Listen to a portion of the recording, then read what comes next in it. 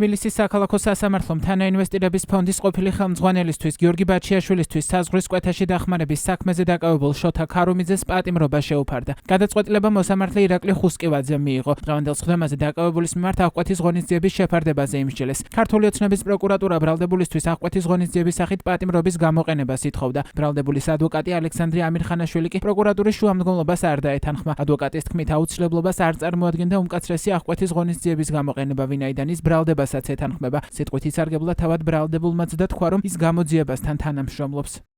ქართული ოცნების შინაგან საქმეთა სამინისტრო აცხადებს, რომ თანაინვესტირების ფონდის ყოფილმა ხელმძღვანელმა გიორგი ბაჩიაშვილმა საქართველოს სომხეთის გავლით ავტომობილის საბარგულით დატოვა. გომელაურის უწყების ინფორმაციით შოთა ქარუმიძე გუშინ იმ დროს დააკავეს, როცა სარფის გავლით ქვეყნის დატოვებას ცდილობდა. პოლიციამ ის სატრანსპორტო საშუალება ამოიღო, რომლის მეშვეობითაც ბაჩიაშვილი და ბრალდებული პირი გადაადგილდებოდნენ. პოლიციელების მიერ ასევე ამოღებულია კომპიუტერული ტექნიკა, მობილური ტელეფონები, 3800 ამერიკული დოლარი, 525 ლარი და 66,000 სომხური დრამი. გამოძიების ინფორმაციით ბაჩიაშვილი და პირი, რომელიც სავარაუდოდ მას საზღვრის კვეთაში ეხმარებოდა, საქართველოს სომხეთის საზღვრისკენ სადახლო ბაგრატაშენის გამშვები პუნქტისკენ 2 მარტს წავიდნენ. ქართული ოცნების შინაგან საქმეთა სამინისტროს ვერსიით სადახლოს გამტარი პუნქტის სიახლოვეს გიორგი ბაჩიაშვილი თავისივე მოწყობილ სამალავში დაიმალა, ხოლო პირმა, რომელიც სავარაუდოდ ბაჩიაშვილს საზღვრის უკანონო კვეთაში ეხმარებოდა, საპასპორტო კონტროლის პროცედურები გაიარა. პროცედურების გავლის შემდეგ მანქანა წავიდა საზღვრის სომხური გამტარი პუნქტისაკენ, რომელიც ქართულ საგუშაგოსგან რამდენიმე ათეული მეტრით არის დაშორებული. უწყების ინფორმაციით სომხეთის სასაზღვრო გამტარ პუნქტთან ბაჩიაშვილი ავტომობილიდან გადმოვიდა და მის სახელზე გაცემული რუსეთის მოქალაქეობის დამადასტურებელი სხვა პასპორტი წარადგინა. პროკურორის ცნობით შესაბამისმა დეპარტამენტმა გიორგი ბაჩიაშვილის წითელი ცირკულარი ძებნის თაობაზე ინტერპოლს მიმართა.